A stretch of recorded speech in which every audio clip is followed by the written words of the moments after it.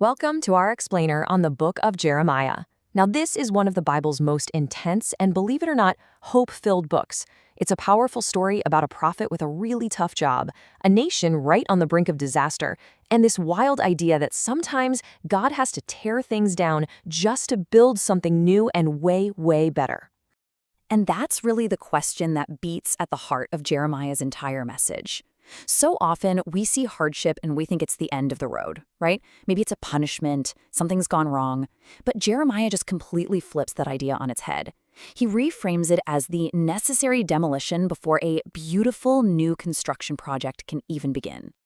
You know, Jeremiah is often called the weeping prophet, and for good reason. I mean, his job was to deliver decades of warnings about a coming disaster. But, and this is a big but, if we only see the doom and gloom, we are completely missing the point. His ultimate message is one of profound hope, revealing a God who isn't just a demolition expert, but a divine architect with a master plan. I mean, think about it like this. You can't build a brand new skyscraper on a cracked and crumbling foundation. It just won't work. You've got to clear the site first. And that's exactly how Jeremiah presents God's discipline. It's not random anger. It's not vengeance. It's a purposeful act of clearing away all the corruption to prepare the ground for a glorious future. Okay, so what got the nation of Judah into this mess in the first place? Why was this divine demolition so necessary? Well, the problems ran deep, and they started right at the very top. The spiritual rot was just everywhere. The leadership, especially King Zedekiah, had totally turned its back on God. They were chasing idols, ignoring the one voice of truth, Jeremiah, who was trying to warn them. And to make everything worse, you had this whole chorus of false prophets telling everybody exactly what they wanted to hear. Don't worry, everything's fine. Can you just picture this scene for a second? Jeremiah walks into the city square wearing this heavy, humiliating wooden yoke around his neck. This wasn't just some gimmick. It was a living, breathing prophecy. And the message was shocking. God's judgment is coming, and it's coming through the Babylonian Empire.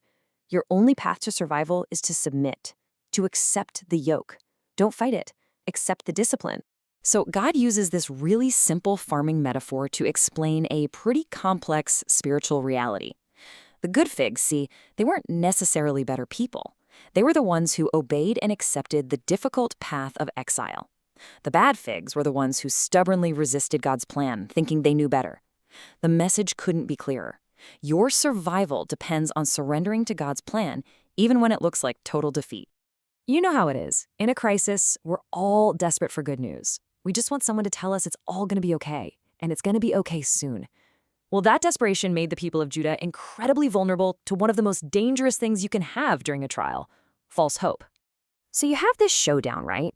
Two prophets, two wildly different messages. Jeremiah says, look, settle in. It's going to be 70 years. Trust God's process. But then this other, more popular prophet, Hananiah, comes along and says, nonsense, 2 years, tops. Freedom is right around the corner. He even grabs the yoke right off Jeremiah's neck and smashes it in this big, dramatic public show. Now, which message do you think the people wanted to believe? And this moment shows us just how seriously God takes the truth, especially in a crisis. Jeremiah confronts Hananiah and declares that for telling lies in God's name, he will die that very year. And the text is crystal clear. Within a few months, Hananiah was dead. It was this terrifying confirmation that offering easy, false comfort when God is at work isn't just unhelpful, it's deadly. Okay, so the demolition is complete. The city is in ruins. Is this the end of the story? Not even close. This is the crucial turning point, where the divine architect finally unrolls the blueprints for what's coming next. Okay, this might be the craziest real estate deal in all of history. The Babylonian army is literally surrounding Jerusalem. The city is about to fall, Jeremiah is in prison, and what does God tell him to do? Go buy a field from your cousin. I mean, it's a command that makes absolutely zero logical sense. But this seemingly illogical act was actually a radical prophecy of hope. It was God's tangible promise that this destruction was temporary. A day was coming when life would return, when fields would be planted again, when homes would be rebuilt. It was like God was putting a down payment on the future. And the blueprint wasn't just for a simple patch-up job, no, it was for a total rebuild. God's plan was comprehensive. First, a physical return to the land. Second, and this is the most important part, a complete spiritual renewal. And third, the promise of a perfect, righteous king to rule them, a promise that points directly to the Messiah. And this is the absolute peak of Jeremiah's entire message. The old way, with laws written on stone tablets, it wasn't working because the people's hearts were still hard. So God promises something new, a new covenant, a new relationship.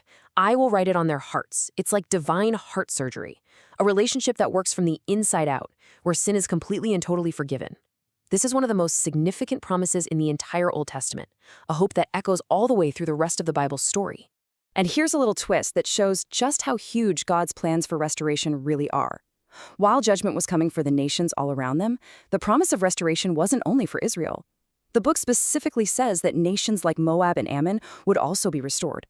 This shows us that God isn't some local deity. He is the sovereign Lord of the whole earth, with a mercy that is far bigger and more surprising than we could ever imagine. So this idea of a God whose plans for restoration are bigger than we can imagine isn't just some ancient story. It has profound meaning for us right here, right now. So what does it mean for us? How can this ancient blueprint help us navigate our own lives? This distinction is absolutely everything. Punishment is about vengeance. It looks backward and it says, you messed up and now you're going to pay. But discipline is about love. It looks forward and says, let's fix this so you can have a much better future. Everything God did in Jeremiah, no matter how harsh it looked at the time, was this kind of forward-looking, loving discipline. So when you face your own teardown moments, and we all do, right? A job loss, a broken relationship, a health crisis, this ancient text gives us a framework. Instead of just asking, why me, we can start asking better questions. Is this a moment for me to do some self-reflection? Is this a trial meant to strengthen my character? Or maybe, is this a chance for me to stand firm for what I believe in? These questions shift our perspective from being a victim to being an active participant in God's great construction project. And really, that's the ultimate takeaway from the book of Jeremiah. It invites us to look for the blueprint in the middle of our breakdown, to trust that even in the dust and the rubble of our hardest moments, a divine architect is at work, clearing the ground for something more beautiful, more resilient, and more hopeful than we could ever build for ourselves.